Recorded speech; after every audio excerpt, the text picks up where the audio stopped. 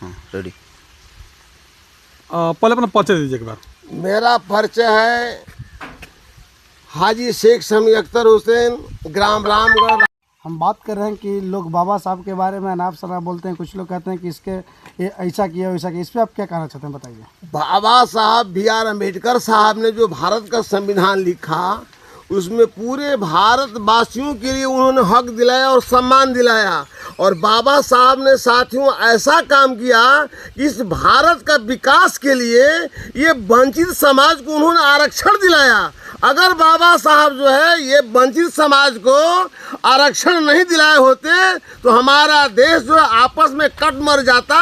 इस देश को बचाने के लिए बहुत बड़ा मुश्किल होता, फिर भी देश नहीं बचता।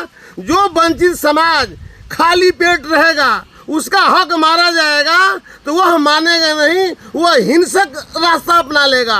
बाबा साहब ने पूरे भारतवासियों को अहिंसक बनाया।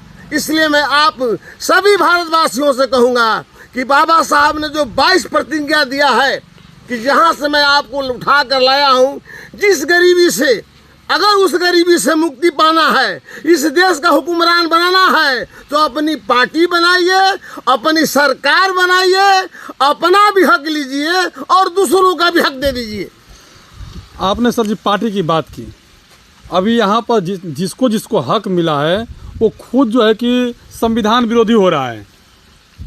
वह संविधान विरोधी हो रहे हैं, उनको उसके आकलन नहीं है, उनको बाबा साहब के विचारों से अवगत नहीं है।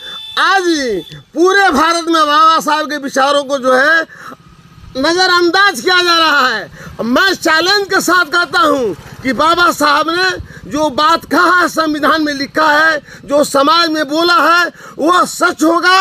और बाबा साहब के मानने वालों का, पार्टियों का ये सरकार पूरे भारत में पंचायत से लेकर दिल्ली तक सरकार बनेगी।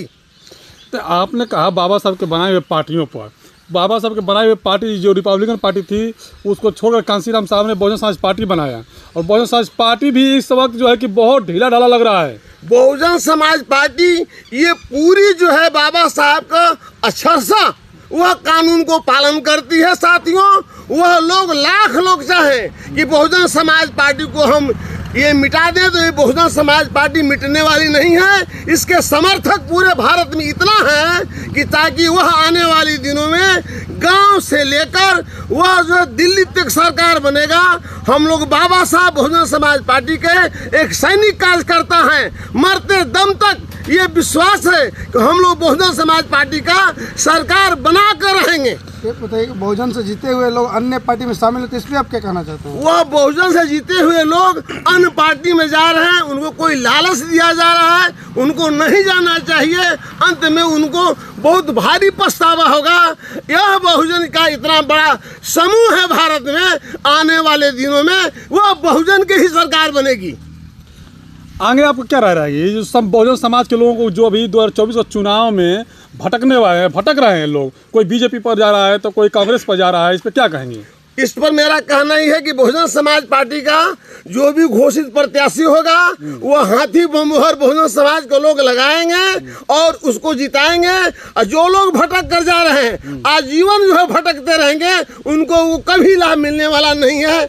और उनकी विचारधारा है और वह लालच में जाते हैं तो अपना नुकसान उठाते हैं। शुक्रिया सर जी, धन्यवाद।